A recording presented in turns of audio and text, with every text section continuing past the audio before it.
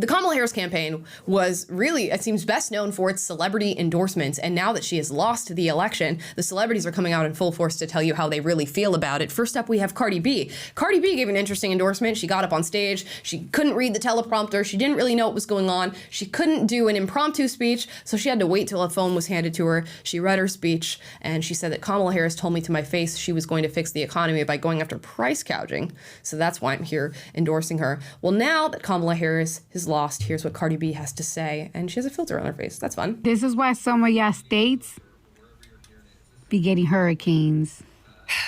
That's all I'm gonna say. Okay. This is why some of y'all states be getting hurricanes. As we all know, the hurricanes sort of hit the southeastern portion of the United States, part of the belt. We'd say that Trump took in and won during this election. And Cardi B, hundreds of people died. So is this really what we want to be talking about right now? This is why some of y'all states be getting hurricanes. If I remember correctly, there was people of all different backgrounds, all different ages, who had their houses completely taken to the ground, trees falling on them. They were swept away in their cars. They were drowning in flash floods. They were attempting to save their neighbors without asking what their political affiliation was first.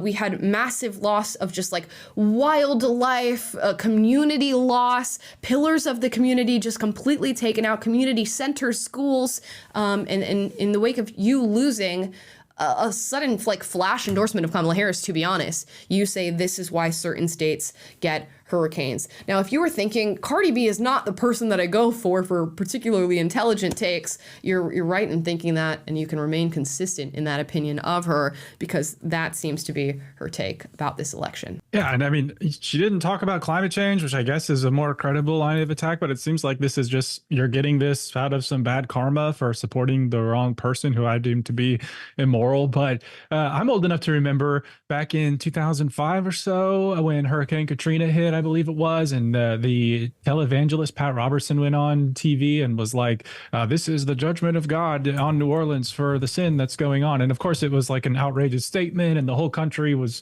you know, up in arms about saying something like that. And here you have Cardi B pretty much saying the same thing, that because conservatives, people in certain states supported Donald Trump, that they're getting hurricanes as some sort of cosmic retribution for doing so. At least that's how I'm reading it. Yep. Interestingly, she also had tweeted earlier in the night, as the election seemed to be slipping away from Kamala, that they need a Hail Mary. So she seemed to be invoking some sort of divine help there, but is quick to distribute divine judgment to people who disagree with her politically, evidently. Yeah, thanks, Cardi.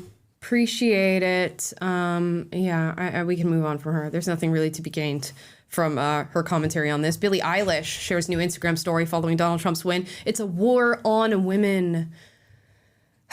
I mean, I think the only thing that they have to substantiate this is that it's a woman who lost, and that they think their repro rights are going to be just blown off into the wind rather than states deciding where they stand on abortion. So if you qualify that as a war on women, I guess it's a war on women. Never mind the women that voted for Trump. In pretty large numbers in some demographics. It's a war on women. Billie Eilish doesn't even understand the average life of an American woman.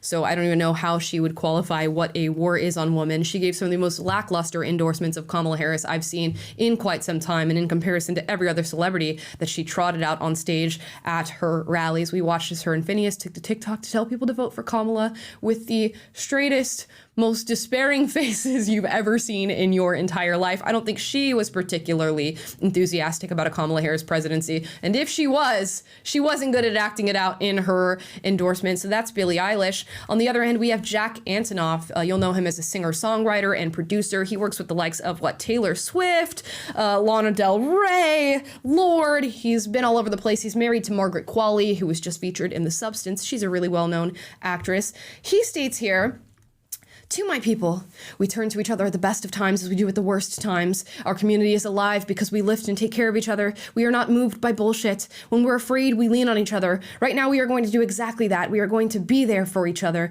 Do not be cynical. Do not have the conversation alone in your head. Go be together. Be around those who do not assume the worst of you. Fight for the rights of oppressed people. Respect the earth and its creatures. Live with the most dignity, and remember that every tiny thing is carried on. As always, the ally coalition's work does not rest. As always, our people do not rest and know greater strength and joy than those who put others down.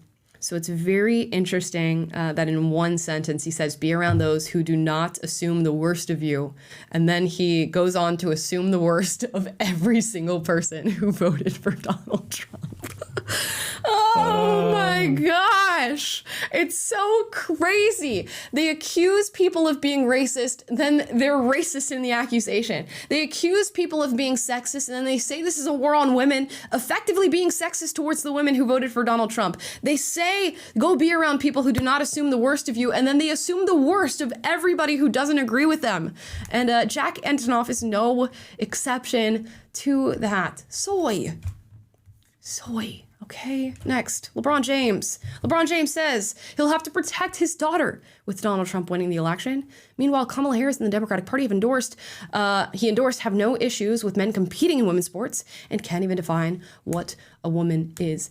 Yeah, I mean, we'd have to protect women far more if Kamala Harris was the president of the United States. I'm not sure exactly how he's going to have to protect his daughter. I'm assuming this is yet another abortion narrative, which we're hearing from celebrities everywhere. They're all concerned about their daughters getting pregnant and needing an abortion. Christina Applegate said this, why? Give me your reasons why. My child is sobbing because her right as a woman may be taken away. Why? And if you disagree, please unfollow me. 194,000 likes on this. Let me remind you, Christina Applegate's daughter is 13 years old. Her 13-year-old daughter is sobbing because she's worried that her rights as a woman may be taken away. What have you been telling your 13-year-old daughter that is leading her to sob in the midst of gaining election results? 13-year-olds should not be worrying about this stuff. I know that because I was 13 worrying about this stuff, and I should have never had that presented to me, and especially not in this way. You are not parenting your child well enough. I'm going to go ahead and say it. You're supposed to protect your child from these sorts of feelings, given that it's not necessarily a worry that she should have as a 13-year-old child. And I'm pretty sure, given that the majority of states are not really rolling back their abortion standards, I'm pretty sure she's going to be fine if she were to need one. But what are you doing having your child go through this hysteria on the other end of Trump becoming president? It's so unnecessary. And I say that as somebody who could have saved myself a lot of self-inflicted hurt and pain in 2016 when he was elected as president. Chill. Like, it's gonna be okay. Now, meanwhile, this is the list of people that will apparently be leaving the country because of a Trump victory. Alec Baldwin, Whoopi Goldberg, John Legend, Chrissy Teigen, Rob Reiner, Barbara Streisand, Cher, Nancy Pelosi, Hillary Clinton, Megan Rapinoe, Tom Hanks, Amy Schumer, AOC, Lady Gaga, Taylor Swift, Bill Gates, Jane Fonda, Madonna, Mark Ruffalo, Kim Kardashian, Bruce Springsteen, George Clooney, Hunter Biden, Oprah, Robert De Niro, Samuel L. Jackson, Miley Cyrus, Travis Kelce, Bobby Althoff, Rashida Tlaib, Stormy Daniels, Dr. Anthony Fauci, George Soros, Diddy, Eminem, Ellen DeGeneres, Sean Penn, Sharon Stone, Ashley Judd, Tommy Lee, Bryan Cranston, Billy Joe Armstrong. Are they headed out, y'all? I doubt it. This is something they do every election cycle. They're like, if the fascist wins, I'm getting out of here. I can't dare to live in this country anymore. I can't support it or whatever. And then here they stand. And it's so interesting to watch, and a candidate that's been largely fueled by celebrity, and the celebrities just crash out on the other end. And I think this is only a sign to the American people, maybe even to Western culture, how insignificant celebrities have actually become, at least in our like American zeitgeist, I guess, that we now can see through, in a lot of ways, the fabrication that they've created. I mean, these people are entertainers, meaning they put on a facade for you to make you feel a certain way, and they tried to do the same with this campaign, and it just didn't work. And now they're crashing out all over social media.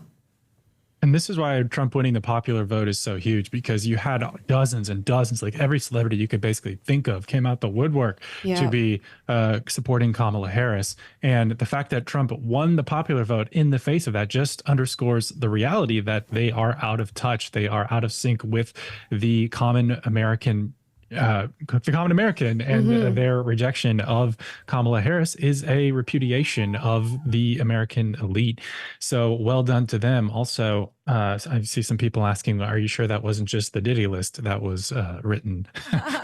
Right. We need to check back in on them because it might just be just the Diddy list, to be honest. You know, Danica Patrick wasn't lying when she was like, you know what? I wasn't paid to be here. I'm showing up on my own volition, and I was not at a Diddy party. You can believe that. And she has more going for her than many of the celebrities that came out and endorsed Kamala Harris.